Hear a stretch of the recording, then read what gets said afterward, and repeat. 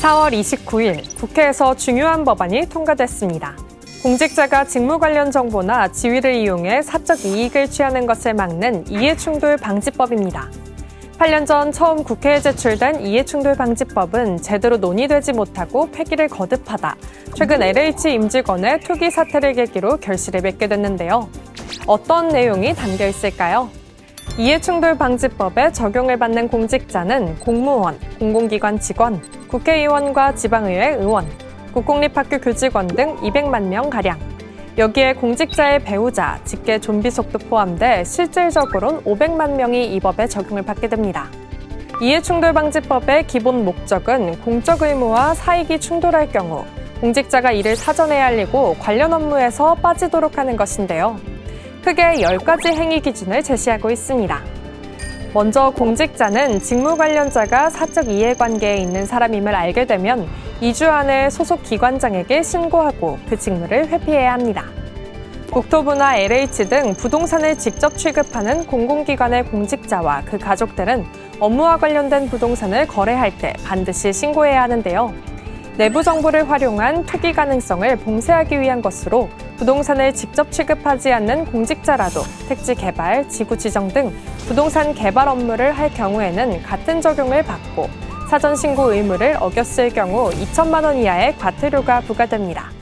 아울러 공직자나 그 가족은 직무 관련자와 금전, 부동산 등을 사적으로 거래할 시에도 신고해야 합니다. 직무 관련자에게 조언이나 자문을 하고 대가를 받는 등 공정성을 해칠 수 있는 외부 활동은 금지되는데요.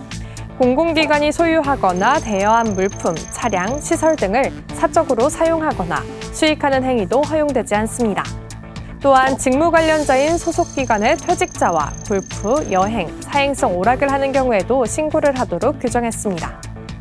국회의원과 차관급 이상 공무원, 지방의원, 정무직 공무원, 공공기관 임원 등은 고위공직자로 분류돼 더 강한 규제를 받는데요.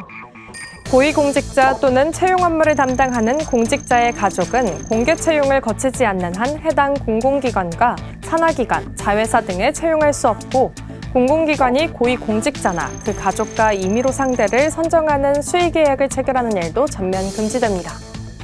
또한 고위공직자의 경우에는 임기 시작일을 기준으로 3년 이내의 민간부문 활동 내역을 소속기관에 제출해야 합니다. 특히 공직자가 직무상 알게 된 미공개 정보를 통해 이익을 거둘 경우 7년 이하의 징역형이나 7천만 원 이하의 벌금형에 처하고 부당한 이익은 몰수, 추징합니다. 이 조항은 퇴직 후 3년이 지나지 않은 경우에도 적용되는데요. 또한 공직자로부터 얻은 미공개 정보로 이익을 본 제3자도 똑같이 처벌합니다. 이번에 국회의원 이해충돌 방지법으로 불리는 국회법 개정안도 함께 의결됐는데요. 앞으로 국회의원들은 당선 30일 이내에 본인과 가족의 주식, 부동산 보유 현황과 민간부문 경력 등을 의무적으로 등록하고 본인이나 가족과 이해관계가 있다고 판단되는 국회 상임위원회는 회피 신청을 해야 합니다. 이해충돌 방지법은 앞으로 1년간 시행령 제정 등 후속 작업을 거쳐 2022년 5월부터 적용될 예정인데요. 공직사회의 청렴 수준을 끌어올리고 우리 사회 전체의 공정성과 투명성을 강화하는 계기가 되길 바랍니다.